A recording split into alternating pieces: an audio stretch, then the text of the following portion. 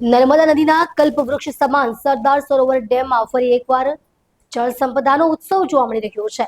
ઉપરવાસમાં ભારે વરસાદના કારણે ડેમની જળ સપાટીમાં નોંધપાત્ર વધારો થયો છે, જેણે ગુજરાતીઓના ચહેરા પર હર્ષની રેખાઓ ખીલી ઉઠી છે.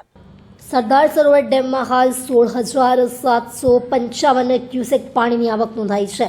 ડેમ 126.79 મીટરની સપાટી સાથે 57% ભરાયેલો છે. આ સાથે ડેમમાં કુલ 3,324 એમસીએમ લાઈવ પાણીનો જથ્થો ઉપલબ્ધ થયો છે, જે રાજ્ય માટે રાહતના સમાચાર સમાન છે. ડેમના CHPH પાવર હાઉસના 3 યુનિટ કાર્યરત કરવામાં આવ્યા છે, જેનાથી રાજ્યને વધુ વીજળી મળી રહી છે. આ ઉપરાંત મધ્યપ્રદેશના ઓમકારેશ્વર અને ઇન્દિરા સાગર ડેમના પાવર હાઉસ પણ શરૂ કરાયા છે, જે આ સમગ્ર પ્રદેશ માટે ઉર્જાનો નવો સ્ત્રોત બનશે.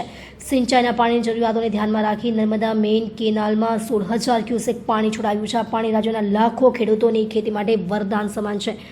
આ વરસાદી માહોલમાં ખેડૂતોના ચહેરા પર ખુશીના રંગ છવાઈ ગયા છે. આ સમગ્ર ઘટનાક્રમ ગુજરાતીઓ માટે ખુશીના સમાચાર લઈને આવ્યો છે. નર્મદા માતાનો આ વર્ષો જૂનો ઉપકાર જાણે ફરી એકવાર ગુજરાતની તરસ છુપાવવા માટે તત્પર બન્યો છે. વરસાદની આ મહેરબાની અને ડેમની આ સજીવતા આવનારા દિવસોમાં રાજ્યની સમૃદ્ધિમાં ચાર ચાંદ લગાવશે તેવી અપેક્ષા છે.